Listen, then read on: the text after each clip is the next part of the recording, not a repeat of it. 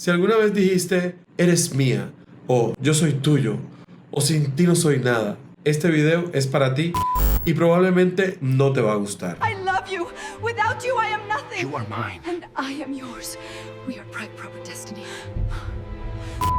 Nos enseñaron que el amor es refugio, pero si miras con cuidado el cine que consumes y las canciones que escuchas, te darás cuenta de una realidad que puede ser un poquito incómoda. En realidad no nos están enseñando a amar, nos están enseñando a poseer. No nos están hablando de amor, nos están hablando de posesión. Piénsalo, piensa cuántas canciones has escuchado que digan, eres mía, te quiero solo para mí, ese hombre es mío. ¿Cuántas historias románticas giran alrededor de la exclusividad, del control y del miedo a perder? Hoy voy a tratar de hablar sobre este tema que me apasiona, ¿no? de la posesión en el amor, y tratar de entender cómo el cine, sobre todo, y la música también, han influido en esto. Vamos a tratar de entender cómo estos medios de comunicación terminan moldeando incluso nuestra manera de sentir.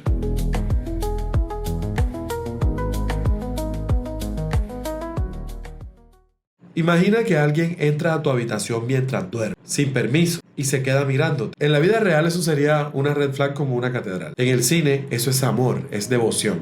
En Crepúsculo, por ejemplo, Edward observa a Bella en la ventana mientras ella duerma. Entra por la ventana y se queda mirándola mientras ella duerme. La escena se presenta como protección, como amor. Pero si quitamos el artificio, si quitamos la música de fondo y quitamos el filtro, lo que nos queda es una escena de acoso, ¿no? La crítica de cine Laura Mulvey habló hace décadas sobre la mirada como herramienta de poder.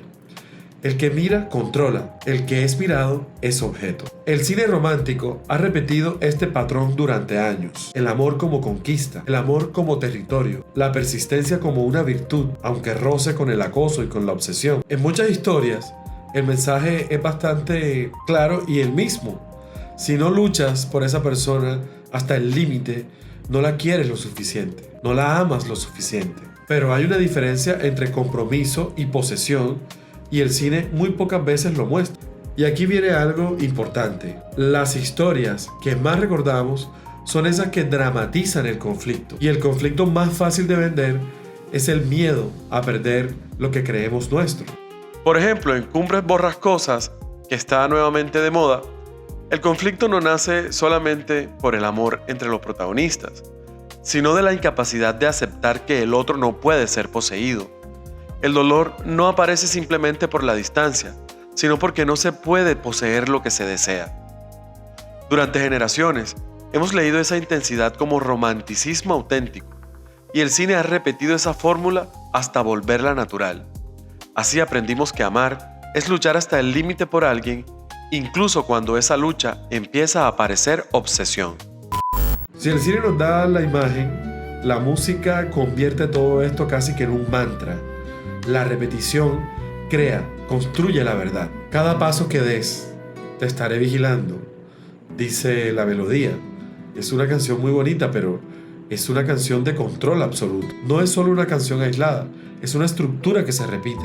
Sin ti no soy nada. Si no eres mía, no serás para nadie. Me perteneces, Luis Armando.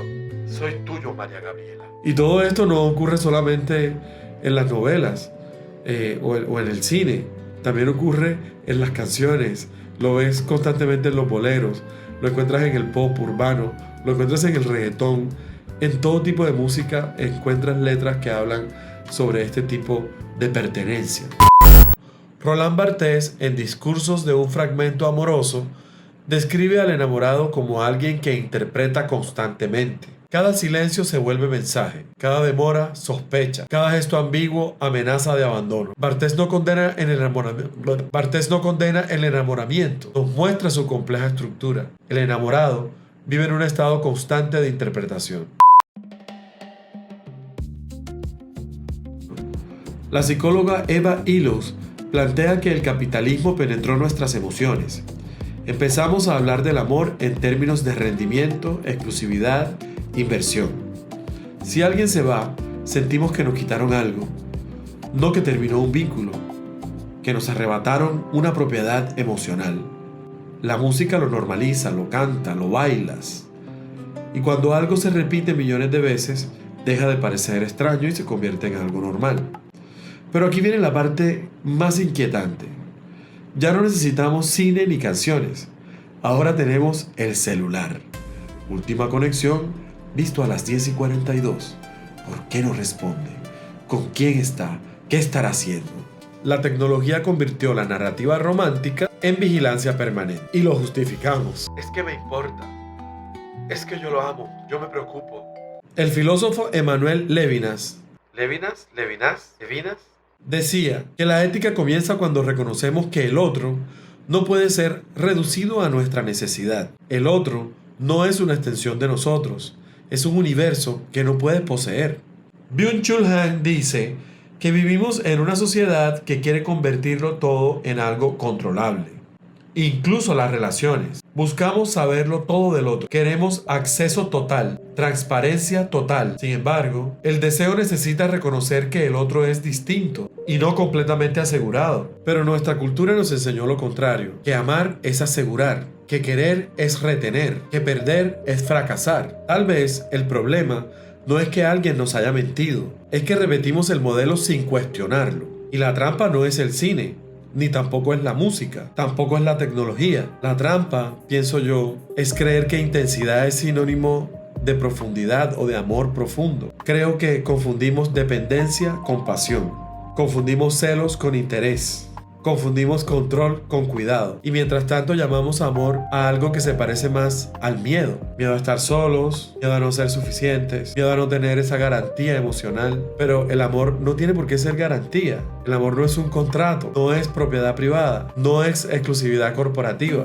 El amor, si es algo, es elección, es libertad, no imposición. Y entender eso no es dejar de amar. Es amar sin miedo a perder el control. Es preguntarte con honestidad, ¿yo amo a esta persona o amo la sensación de que me pertenece? Tal vez nos enseñaron a amar mal. Tal vez simplemente repetimos sin pensar. Y cuando la palabra mío deja de estar en el centro, algo cambia. No se pierde la intensidad. También creo que se gana libertad. No se rompe el vínculo. Se vuelve más libre. Y sí, puede que sea un poco más difícil, pero también es más sincero.